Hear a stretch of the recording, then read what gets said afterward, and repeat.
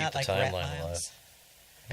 So not the Pat Miles So- flip-flop. I just want to point out that looks like we're headed toward having 3 very strong women lead the Democrats for the gubernatorial position, Secretary of State, and for Attorney General, and they all happen to be the very best candidates for those positions. And I'm looking forward to helping Dana out and get through this process. It's ridiculous to think in terms of Pat Miles. I didn't bother, listening to that discussion too much. I mean, listen, we're going to talk about you. You brought this up, and I don't want to. But there's she has said, the resistance is not that she's not producing the votes, not that she wasn't able to raise money. It was from within the Democratic Party. Not because she's gay, not because she's married, not because she has kids, but because she's a woman. And they think they're going to lose with 3 women. Yet, the Democrats have shown that with 3 men, they can win. So, as Jamie said, I agree, it's the right candidate issue for the position. And I'll tell you something. I mean, listen, I'm not to whatever extent it matters, like in terms of judging character or whatever. I mean, she's exciting. Not just to me, but I see it being across a whole foray of other, constituents that are going to get out and vote because of it. It's the excitement factor. I think that in her outside, coming to the political, and the fact that she's talking about things that no one's talking about. I just like to me, the centrist modus is going to take us nowhere. Like, it's not. I'm not going to accept forfeiture funds. It's, well, I want to look at forfeiture again. Well, it's true that there was some thought that getting the African American guy who graduated from Harvard would be a great addition to the demographic on the ticket and help out with some support in some areas and things like that. But he really turned out to be a dud of a candidate. And obviously we have issues with him, within our community itself. But, for example, my friend Margot, who is the head of the Detroit chapter, Margot Bruner, who's been on this show before, of Minorities for Medical Marijuana, went to go see him in Detroit and reported back to me. I'll just read exactly what she said. This guy makes me feel like I took a Benadryl. Yeah. And he is also not identifiable as a minority visually, verbally, or in messaging.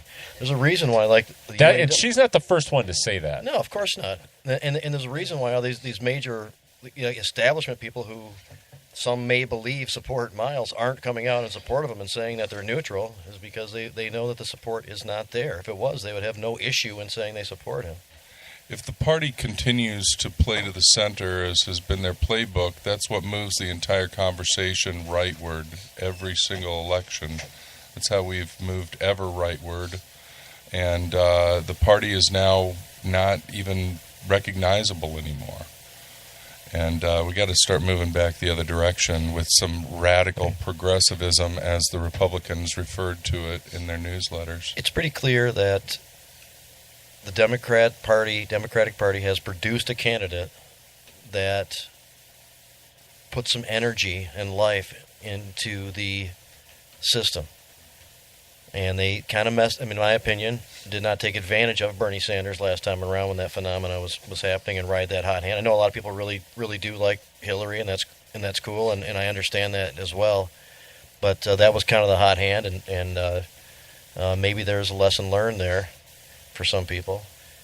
And Dana getting this type of infusion of attracting Tim Beck, who's a Republican.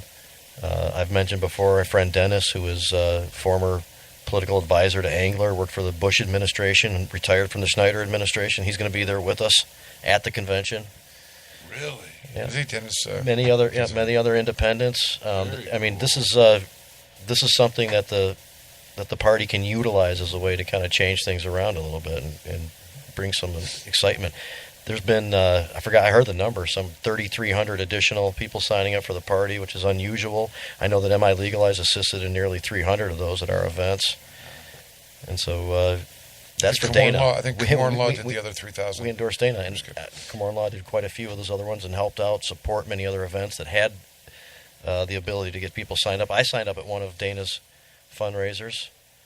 Those cards came through today. I haven't checked my mail yet, so I'm hoping that it's there. But.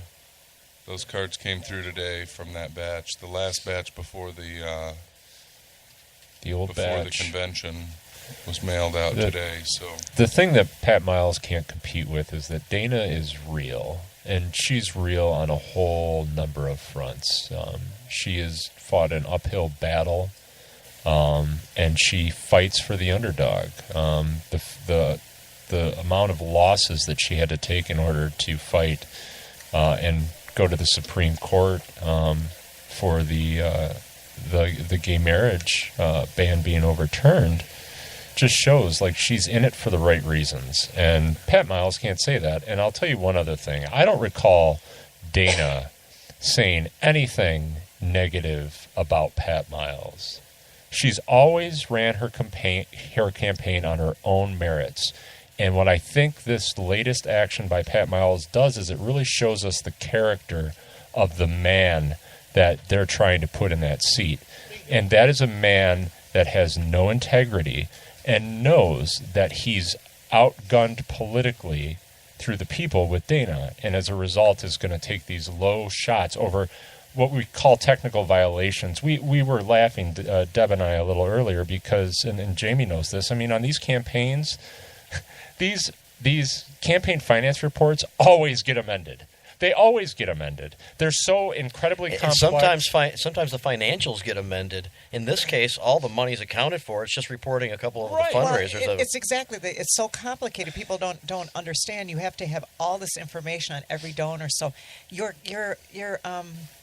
submission is not going to be complete. It's a series of amendments, and this is not unusual. What is unusual is for somebody to attack a member of their own party that way, and it's so unprofessional. And it really, I think, highlights what a jackass this guy really is. They must have gone through like Facebook a rat bastard, and like social media just to find events that were posted at one time or another, and that didn't match up on the list. It's and ridiculous. And then exactly make a big deal what they about did. it. I'm sure we could pick apart his too and find the exact And same of course, kind of stuff. the issue that's been brought up a couple of times that he literally has an issue with people getting help who normally couldn't be able to make it to the convention. Right. Getting help by transportation being I'll tell provided you in what, order to participate. Jamie, I've worked on campaigns since high school. It's a classic Democratic thing. There's always buses taking people to the polls. I mean, come on, this is not even an these election. aren't the polls. But this isn't even an These aren't election. the This is not the polls. This polls. is something There's that's much nothing harder wrong to with get to this. because it's in one location in one part And of you the know state. what? Democratic clubs across the state are bringing buses and stuff to the convention.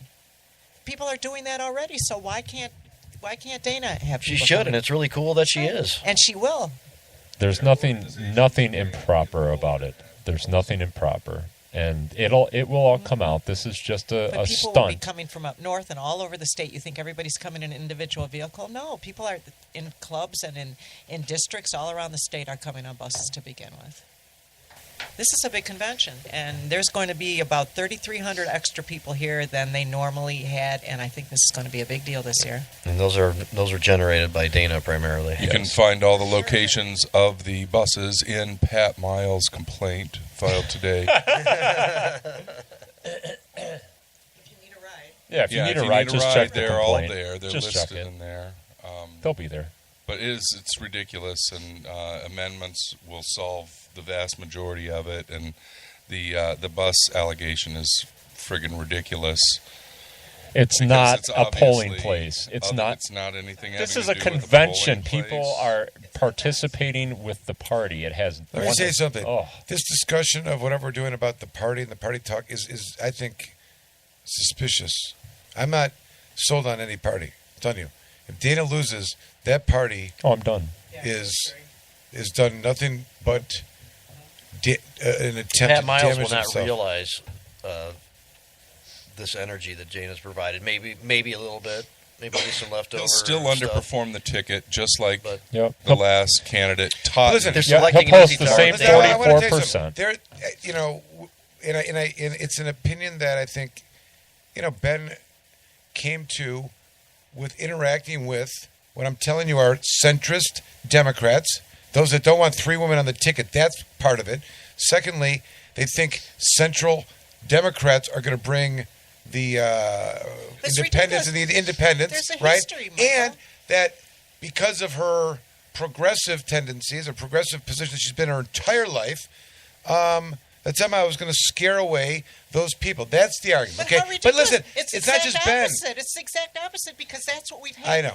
The Democratic Party keeps putting up these weak candidates, and we cannot win. Well, that's how I So, feel. That's how I exactly. feel. And Like so that's why now Hillary. That was why Hillary was a let's loser, put right? up a In retrospect, strong- they should have stuck with let's Bernie. put up a Yes. strong Right? I mean, candidates. if there was gonna be a thing, The I don't- strong women Yeah, candidates. a lot here of in a lot of Michigan. people were very much in support of Hillary, and still stand by that. So that's a legitimate but segment why- of why people. are But we yes, the hot ignoring hand the was st- there, and the best we know what happened when they candidates? didn't take it. Right. Right. So now let's put up the best candidates and be winners instead of putting up these horrible weak candidates and being losers. Every time it's some very nice guy, very nice woman, but weak, crappy candidates. Dana's strong. Dana's what we need. So I'm going to push this until I see this to a win.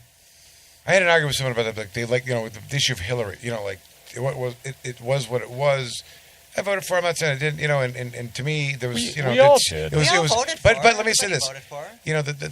And I just say this because this is kind of debate. The whole thing with the party and the party was misleading. Like whatever happened. Like they were totally believing that there was no chance, right? But they missing the boat on this undercurrent of just blatant turned off and self-awareness of there's this real undercurrent of anger and hostility, not justified, but politics, and they're lacking in a message, they're lacking in a candidate that can appeal to all of that, and people are feeling left out. There's only going to be 30% of them, but they've missed out. And the turning point for me, retrospectively, because if I was blind and I only listen to one, although I listen to all the news, all the fake news I can get, but at the end of the day, I felt like at the time of the convention, when Debbie Wasserman's emails were discovered as intending to derail and interfere with Bernie's campaign, and she was fired as the campaign chairman of the Democratic Party, and at the convention, Hillary hired her. And I said to myself, who is making those decisions for you? You should know better. And that's a terrible decision. There's no reason. And to me, that was, I don't know, someone should have been advised about it. All right, I'll leave it at that. We missed off the boat. Jamie's the one that brought that up. Let's go back to, do we need a break? We need a break. You ready to transition? I'm ready to transition. Or Transition. Take a break, or Let's take a break. What? or Really? transition right exactly into a break. How about and then we? back out of the break How about into- we go 4 more minutes? and then Fine. we'll take Jamie a wants to break. talk about some specific. I'm sorry. Go ahead, Jim. 4 minutes, and then Well, we'll. and then we're okay. taking a break. Well, then, We got to I keep guess- the segments, or the video is going to be all Right. jacked So up. let's start the. I'll the now cram it portion. into 3 minutes. All right, good, Be perfect. 4 minutes because that was more of a Pat Miles. Okay, so we can start like this. So we have Jamie Lowell back from last week. He's going to continue. I think the commitment for this contract was 29 future appearances, and we're going to cover all the medical and cannabis reform. Yeah. If anybody wants to interject with going to a particular era and time and scenario and ponder upon that, we can cut to that. Now that we have so many episodes to dedicate to this, we can move around. and Jamie, get into what more were the detail. topics that we covered? I know, and I tried to keep us at the front end of the history of all this. What were the topics that we covered, and what, if anything, would you have We liked kind to? of did a timeline of the act passing and up to the end of 2014, where the bills that we thought had a good chance of getting through the legislature were an 11th hour barrage by Bouchard and company. Sucked. Put a halt to that. So it was kind of more of a general timeline. We talked about some things that were specific, but for a 2-minute story now, or a minute and a half story at this point. You got 2.5 minutes. I came in wearing this hat. And For those of you that are watching at home, Jamie's holding up a hat that is the flag, red, white, and blue. flag. Old glory.